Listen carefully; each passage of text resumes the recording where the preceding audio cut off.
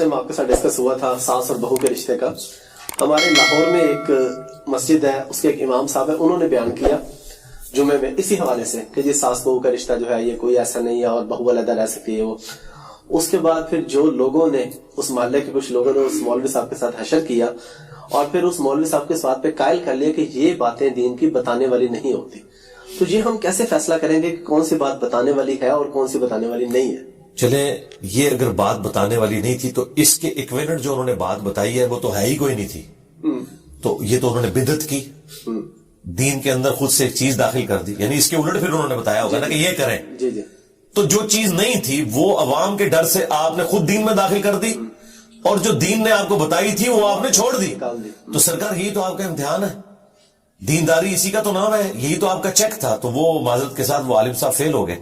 اچھا, یہ جو ساس بہو کا جو رشتہ ہے اس کا قطعاً یہ مقصد نہیں ہے کہ بہو نے ساس کے بیٹے کو اغوا کر کے سائیڈ پہ ہو جانا ہے. اس کے ساتھ ہم پیرلل میں بتاتے ہیں کہ بھائی یہ جو عورت ہے ساس, وہ اپنے بیٹے پر اس کی بیوی سے زیادہ حق رکھتی ہے. عورت پہ سب سے زیادہ حق اس کے خاوند کا ہے اور مرد پہ سب سے زیادہ حق اس کی ماں کا ہے. بخاری مسلم حدیث ہے, پہلے 3 حق اس کے ہیں, چوتھا باپ کا ہے. اچھا, لیکن عورت پہ اس کے خاوند کا ہے, کیونکہ ابو داؤد میں حدیث ہے اگر میں سجدہ جائز سمجھتا تو بیویوں سے کہتا کہ اپنے خاوندوں کو سجدہ کریں. یہ الگ ہونے کا قطعاً یہ مقصد نہیں ہے کہ کوئی مرد اپنے ماں باپ کو گلنے سڑنے کے لیے چھوڑ دے, ان کے ساتھ حسن اخلاق سے پیش نہ آئے, نعوذ باللہ وہ بیمار ہو جائے, وہ انہیں ہاسپٹل نہ لے کے جائے, ان کی تیمارداری نہ کرے. یہ بالکل نہیں ہے, یہ سارا کچھ مرد نے کرنا ہے. لیکن مرد کی بیوی نے نہیں کرنا, مرد نے کرنا ہے, چاہے وہ جس طریقے سے بھی کرے. اگر وہ یہ سمجھتا ہے کہ میری بیوی کرے تو ٹھیک ہے, پھر کچھ دو کچھ لو, آپ جا کے اپنی بیوی کی ماں کی خدمت کرنی شروع کر دیں. تو آپ اس طرح کا اگر کوئی ایگریمنٹ کرنا چاہتے ہیں آپس میں تو وہ ضرور کریں, اس پہ کوئی بائنڈنگ نہیں ہے. لیکن ہم یہ سمجھتے ہیں کہ اس وقت یہ جو ساس بہو کا رشتہ ہے نا جی, یہ سب سے خطرناک قسم کا رشتہ ہے. اس کی وجہ سے لوگوں کے گھر بھی اجڑ جاتے ہیں اگر ساسیں صحیح طریقے سے ڈیل نہ کریں. اور اس میں میجورٹی قصور ساسوں کا ہوتا ہے. وہ کہتی تو ہے کہ یہ بیٹی ہے میری. دیکھیں, بیٹے کی شادی کرنے سے پہلے عورتیں اپنے خامدوں کے ساتھ لڑتی ہیں اپنی بھانجیوں اور بھتیجیوں کے حق میں.